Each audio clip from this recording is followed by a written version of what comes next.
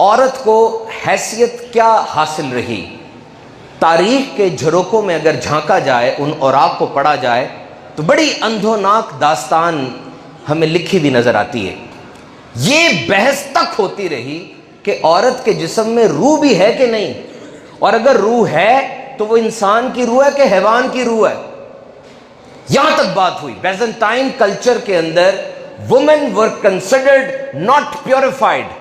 عورت کو اتنا ناپاک سمجھا جاتا تھا کہ اگر عورت کا سایہ کسی بچے پہ پڑ جاتا نا، اسے کہا جاتا کہ یہ بچے کی بدبختی کی علامت ہے۔ سوکریٹس، سقراط considered to be one of the most eminent philosopher، کتنا بڑا فلسفی سمجھا جاتا ہے یہ، عورت کو فتنے اور فساد کی جڑ قرار دیتا ہے اپنی کتاب کے اندر۔ یہ حال رہا۔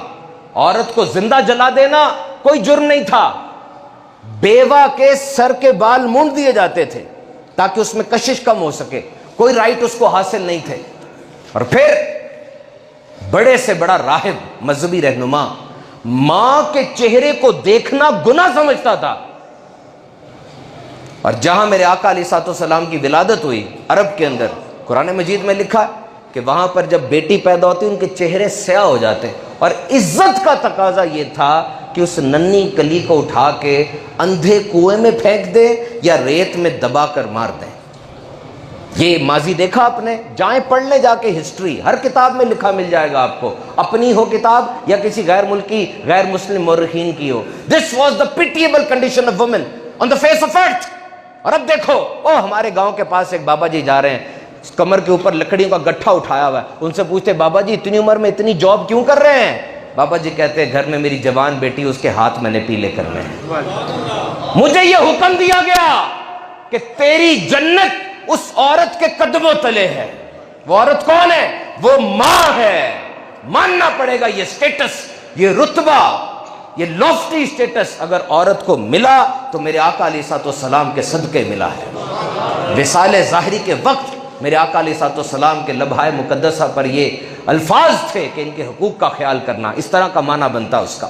خطبہ حجۃ الوداع، the most important manifesto and constitution issued by holy prophet to the entire human race up till the judgment day۔ خطبہ حجۃ الوداع سے بڑھ کے کوئی آئین آیا ہے؟ اس سے بڑھ کر کوئی انسان کی ہدایت کا یہ پورا خطبہ آیا ہے؟ نہیں آیا۔ کتنی بڑی بات ہے۔ میرے آقا فرماتے ہیں عورتوں کے معاملے میں اللہ سے ڈرتے رہو، عورتوں پر تمہارے کچھ حقوق ہیں۔ تم ڈرتے کیوں؟ پروٹیکشن اور تحفظ چاہیے نا تمہیں، کہ تحفظ نہیں ہے۔ یاد رکھو، اسلام از اے پیور پروٹیکشن کوڈ۔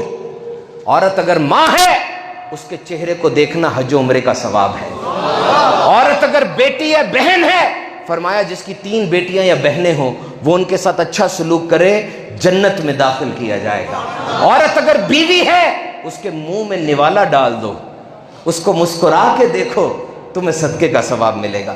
وراثت میں عورت کا حصہ رکھا گیا، شوہر فوت ہو جائے پورا کا پورا ایک لائبلٹی کا سسٹم دیا گیا۔ Now come to the wheel or proper covering for women. It is not to curtail the freedom. This is what I want to emphasize.